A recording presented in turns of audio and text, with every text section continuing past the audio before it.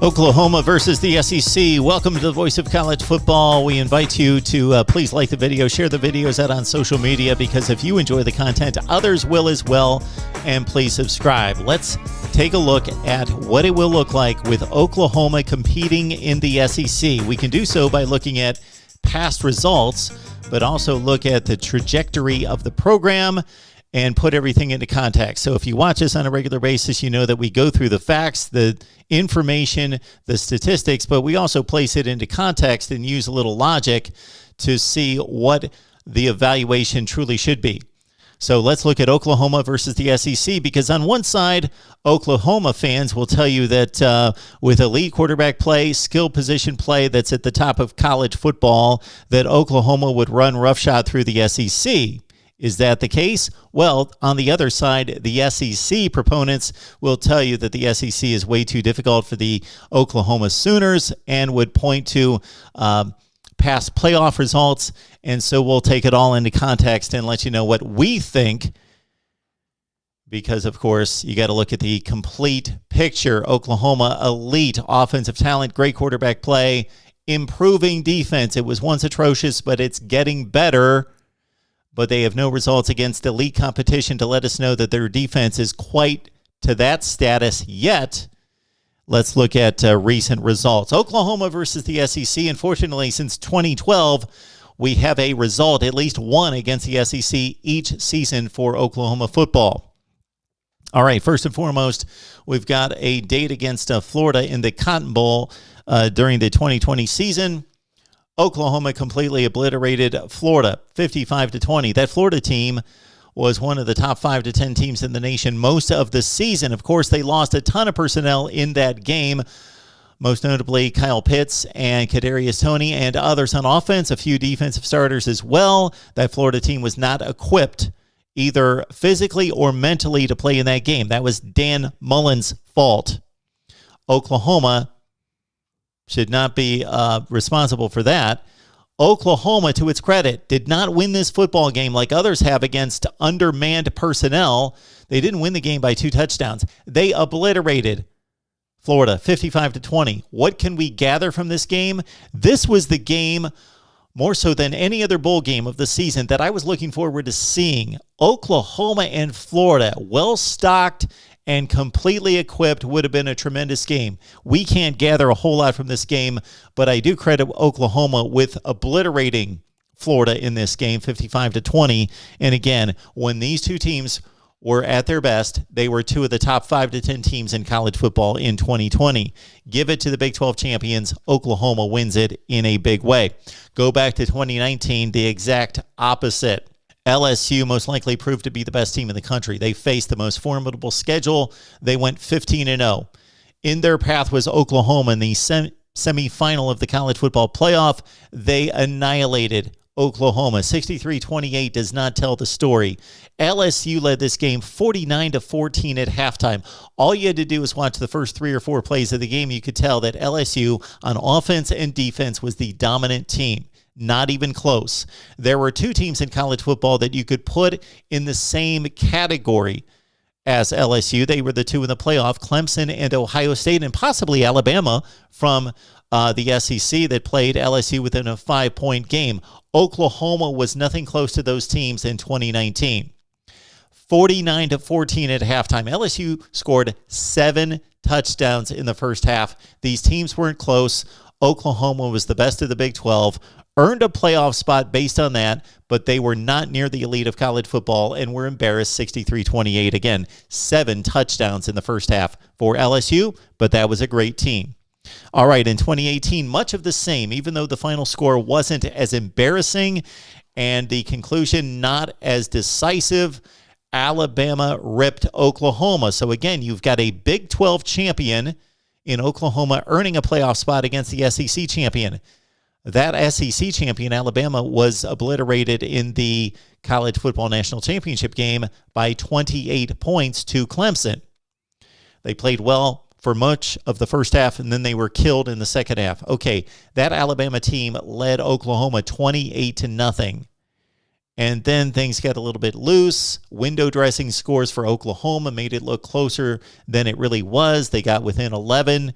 at the final gun. They scored late. Alabama could have scored. They were inside the 5-yard line at the end of the game to put it back up to 18 points. Some bettors didn't like that.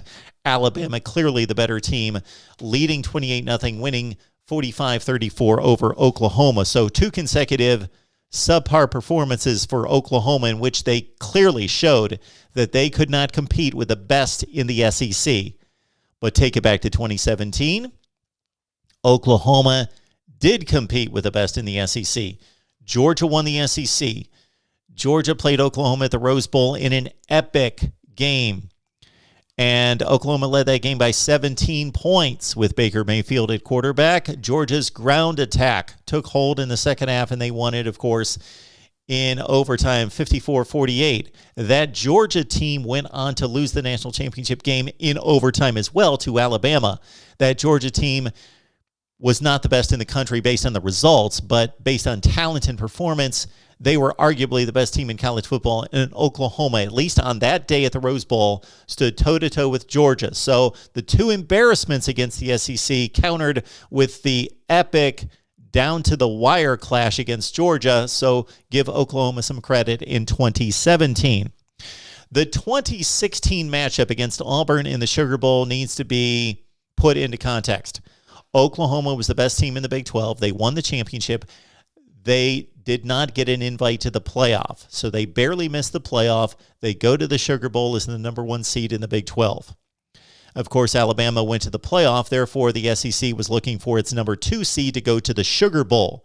There was a logjam in the SEC. Auburn was not the clear number 2 seed in the SEC. They were 8-4 that season. So they weren't a great football team, but there was a logjam with LSU and other teams involved in 2016, and Auburn got the nod for the date in New Orleans against Oklahoma. The Sooners won, not a blowout, but they were decidedly the better team in the game. They won 35-19. It was not a close game in the second half, but it was a comfortable win for Oklahoma, but not a blowout against Auburn.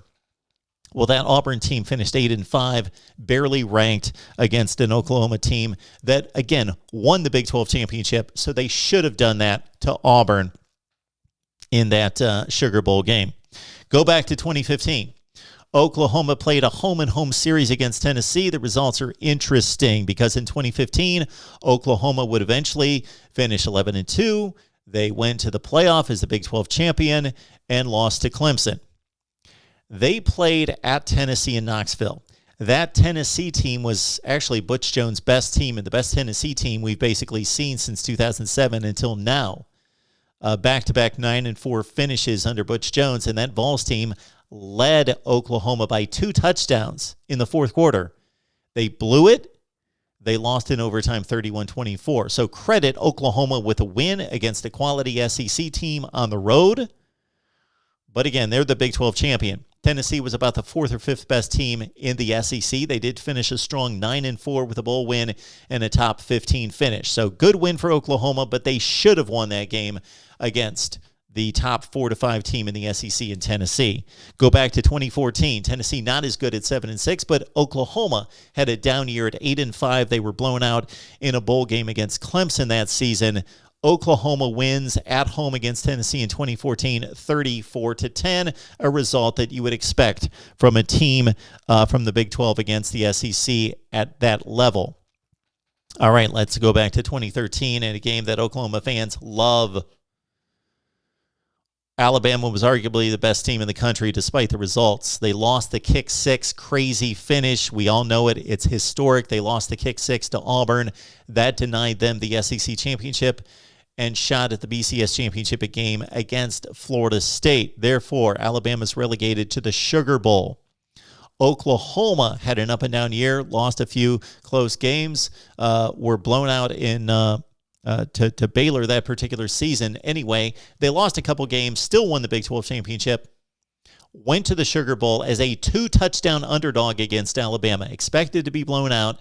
Oklahoma pulled the shocker, 45-31 in that game. Did Alabama want to be there? Regardless, we can't conjecture on that. Alabama showed up. They played a game. Oklahoma was the better team on that night. They won by 2 touchdowns to my surprise and others, 45-31. Great win for the Sooners in defeating one of the 3 or 4 best teams in the country, Alabama. Take it back to 2012. Not a good look for Oklahoma and the Big 12 in this one. The Sooners tied for the Big 12 championship with Kansas State at 8-1. They were facing Johnny Manziel and Texas A&M in the Cotton Bowl. Texas A&M lost 2 games. They whipped Oklahoma by 28 points, 41-13. So Oklahoma loses this one as the Big 12 co-champion to a Texas A&M team that lost twice in the SEC, and they lost by 4 touchdowns. Prior to that, prior to 2012, Oklahoma with not a ton of matchups against the SEC. They lost 2 national championship games. The BCS game against LSU in 2003 by a touchdown to Nick Saban and company. And then, of course, the game against Tim Tebow in Florida. Urban Meyer and company beat Oklahoma in the 2008 BCS championship game 24-14. So this is how it sizes up for Oklahoma. Interestingly enough, as you go back through the decades, even though Oklahoma has had consistent contests with the SEC recently, from 1982 against Kentucky until 1999 in the Independence Bowl against Ole Miss, Oklahoma did not face an SEC team for 17 years. If we take it back to the year 2000, Oklahoma is 8-6 against the SEC. What does this tell us? Well, we need to look at the current Oklahoma program, of course, against Lincoln Riley. Lincoln Riley, in taking over a strong top 10 program from Bob Stoops, has upgraded the talent, has improved the defense. Now, is that defense ready for the SEC, ready for the elite teams in the SEC? Based on the last few years, it doesn't appear so, but they played much better and appear to be much better here going into 2021. Oklahoma prolific on offense. You've got to expect, with the upgrade in the SEC, that those 1-2 loss Oklahoma teams would have lost another game or 2. A lot of those seasons might have turned into 8-4, 9-3 seasons. But when Oklahoma's been on its best, at its best, can they make it through an SEC season at 10-2, 11-1? Of course they can. But there will be more losses in store for this Oklahoma team, definitely based on these results that we're seeing in the past 10 years, coupled with the excellent recruiting of Lincoln Riley, but with this daunting SEC schedule that Oklahoma is going to face. Again, 8-6 against the SEC in the last 20 years, and we see the results going back, facing an SEC team every year since 2012. Oklahoma, during that span, are 5-5 against the SEC. Your thoughts about Oklahoma and the competition against the SEC right here at the Voice of College Football. We will see you next time.